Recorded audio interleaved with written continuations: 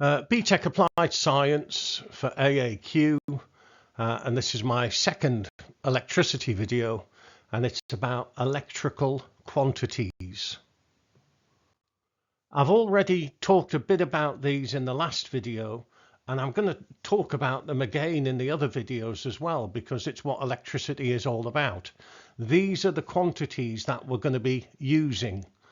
There's energy, hopefully you've heard of that, power, current, potential difference, and resistance. So for each of these, what are their symbols? What symbol do we use for it? What are their units? In other words, what's it measured in? Do you have some explanation, some understanding of what it actually means? And also what equations link them together, which I'll kind of touch on in this video, but I'll spend a whole video on that. The next video is all about the equations that link them together. So first one, energy. Well, there's different ways of thinking about electricity, different useful analogies we can use. One of them, which I find very useful, is this idea of cars driving around a city, and then they go into a petrol station and they fill up with petrol, which is chemical potential energy, and then they drive around the city, and the chemical energy changes into other things like heat and kinetic and sound and whatever. And then they come back to the petrol station and they fill up again, and then they drive around and around and around, okay, filling up with chemical potential energy and then using it up as they drive around the city. Okay, and this is a useful way. This is one of my favorite ways of thinking about electricity. What's happening in electricity? Well, it's all to do with energy. What is energy? If you want a definition of energy, energy is the ability to do work. Okay, lots of different types of energy: kinetic energy, heat energy, elastic potential energy, thermal energy, and electrical potential energy. Yes, electrical potential energy. And energy is the ability to do work. I'm not going to answer the question, what is work, here, because that's a totally different question. But energy and work are both measured in joules, capital J. And we're going to use the symbol capital E for energy and for work. Now, the petrol station, what happens is that it's not taxis going through the power supply, it's charge. So charge travels through the power supply and it fills up with electrical potential energy, like the taxis filling up with petrol. Yes? So charge flows through a power station and it gains electrical potential energy. Then the charge flows around the circuit and it loses its potential energy because it gets transferred into other things. It gets changed into heat and light and kinetic or whatever. Yes? So the charge flowing around the circuit is the same as like the taxis going around the city. And the power supply, which is where they get their electrical potential energy from, is like the petrol station where the taxis get their petrol from. Okay, it's all about electrical potential energy. Power. Let's talk about power. What does that mean? Well, look at these two engines. You've got this little engine on a moped, and it's not very powerful. And that basically means that in a certain amount of time, it doesn't do very much work. For example, every second, it doesn't do a lot of work. Then you've got the engine inside the lorry that's very, very powerful. And in the same amount of time, it does much, much more work because it's more powerful. Power is how much work it does every second. Yes, work divided by time. Okay, the moped engine has a power of 4 kilowatts, 4,000 watts. The lorry engine, 500 kilowatts, much bigger. And power, as I said, is work divided by time. It's the amount of energy transferred every second.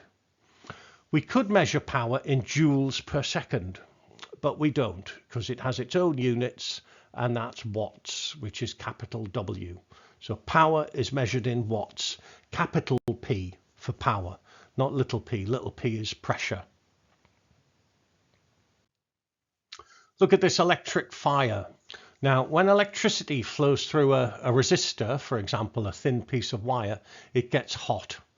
And what happens is that electrical potential energy is being transferred into heat energy.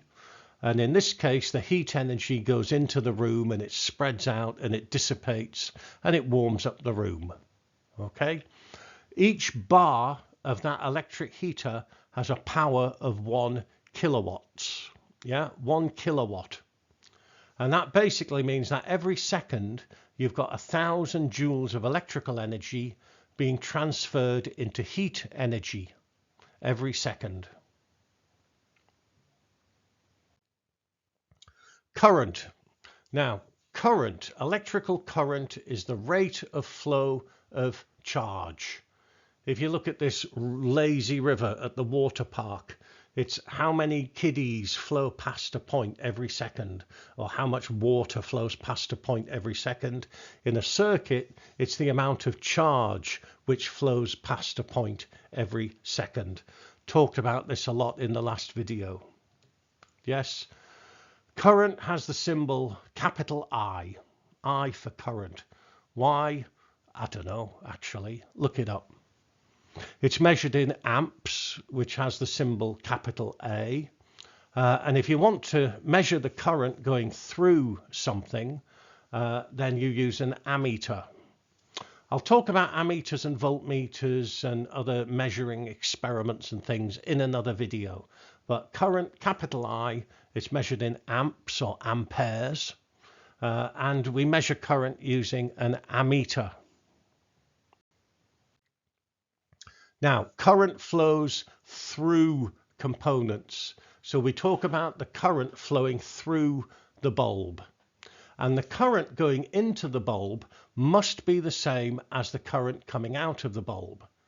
If you've got like 3 or 4 little guys going in every second, then you must have 3 or 4 little guys coming out every second.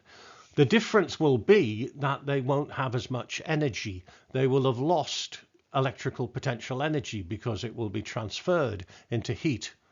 But the amount of charge, if you like, the number of taxis going in the petrol station every minute must be the same as the number of taxis coming out. The difference is that some of them have a lot more petrol. How much current flows will depend on the voltage across the component and the resistance of the component. Voltage, what's voltage? Let's dive into that one. Another name for voltage. In fact, we shouldn't be saying voltage. Am I being lazy? They call it potential difference. It's the same thing. Yeah, voltage and potential difference are the same thing. Potential difference is measured in volts, which is capital V, and voltage has the symbol capital V. Or potential difference has the symbol capital V. It's actually the difference in electrical potential energy before and after the component per coulomb. Now, when there is a potential difference across a component, yes, then a current flows through it. I'll say that again. If you put a voltage across a component, then a current flows through the component. If somebody talks about the voltage through something, then it's a good way of spotting if somebody doesn't understand electricity. Yes, voltage goes across. Voltage is in parallel. It's before and after. And if you put a voltage across, then a current flows through. To measure the potential difference across a component, we put a voltmeter across the component, in other words, in parallel. Yeah, voltmeters go in parallel. Ammeters go in series, voltmeters go in parallel. Okay, so you're at the pub and you need to go to the loo, but you have to go across the dance floor. How hard is it going to be to get across the dance floor? Well, it depends. Look at the different photos. You've got the old biddies on the left. I think that's going to be quite easy to barge past them. Then you've got this disco one playing rubbish music. Might be a little bit harder getting through there. And then you've got some kind of a rave going on. Yeah, it might take you a while to barge past all those ravers there. And then you've got the mosh pit, and that's going to be very, very hard to get to the other side of the dance floor. Why? What difference is there? Well, there's going to be a lot more resistance, isn't there? Which of these dance floors will be easier to barge your way through? Which will take longer to get through? Which will you have to do more work to get through? And what we're talking about here is resistance. Yes. Now, the resistance of a component is how hard it is for a current to flow through it. If you've got a small resistance, then you don't need very much voltage to get a current of 1 amp. If you've got a large resistance, then to get a current of 1 amp, you're going to need a very, very big voltage. Because it's much harder for the current to flow through, you'd need a bigger voltage to make the current flow. Resistance has the symbol capital R, and resistance is measured in ohms, and we use the Greek letter omega, yes, for ohms. So resistance R measured in ohms. Okay, all components have resistance. Some components have a lot of resistance, some components have very, very little resistance. All components have, even power supplies have resistance, a little bit of resistance. You've got fixed resistors, and the resistance of a fixed resistor doesn't change. And then you've got like an LDR or a photodiode, and that depends how much light is falling on it. A lot more about this in the next video, by the way. You've got thermistors, and their resistance depends on temperature. And then you've got diodes, and their resistance depends on which way the current wants to flow. So we get to this last slide. And as I said, these are the quantities we need to know. So you've got the quantity, you've got the symbol, you've got its units, yes, and the symbol for its units. Always put the right symbol for the units. It's capital J, by the way. And a little bit of a definition. If you're asked for a definition, I would say it's worth learning these. Energy, capital E, measured in joules, capital J.